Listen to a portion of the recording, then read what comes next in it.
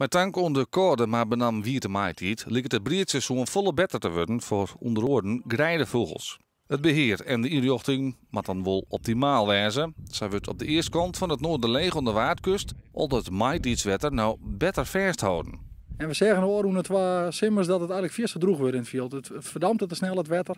En al hebben we maatregelen naam dat we met inrichtingsmaatregelen, met wat groenverzet, wat flauwere oevers maken ook wat jippere plakken erin. Dus dat we eigenlijk in de winterperiode meer wetter vast horen kennen.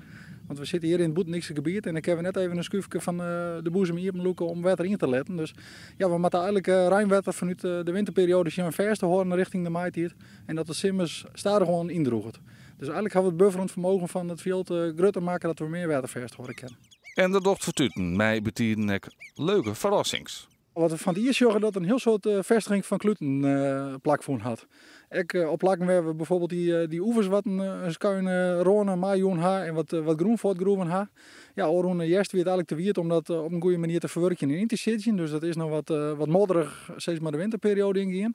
Ja, daar plakken, daar ben ik weer hele klutenkolonies delftrus. En daar ben op plakken meer dan 50 perkens kluten die ben begonnen te breeden. Dus ja, dan zie je dat zijn inrichtingsmaatregel echt tijdelijk een heel positief effect hakken op een soort als de kluut bijvoorbeeld. Dus ja, dat zijn wel iets successen die we van direct mij vieren kennen. Al dat libbenbloed liep wel kwetsbaar. Daarom had de vogelwacht uit Sint-Jansgie een eigen luchtmacht organiseren terug hier land om de wetten te zetten met Briet-eiland. Het ziet er gewoon hartstikke best uit. Het is voor een pilot hier ben we meer dan tevreden. Haast 20 per wietsteens hebben we er zitten.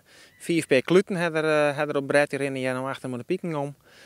En daar zit ik gauw een 15 per kakmeeuwen op. En het is gewoon een aardigheid. De tureluurs en de lippen die hebben de pieken al haast groot.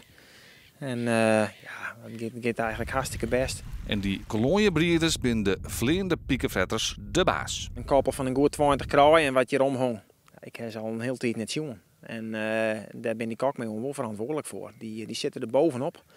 En als je dan een buis zit of een kieken die voer vleert, dan moest je zien hoe snel die kak mee erop zitten. En die lippen die hoeven er eigenlijk niet eens in te vleeren. Dus nee, dat is een aardigheid.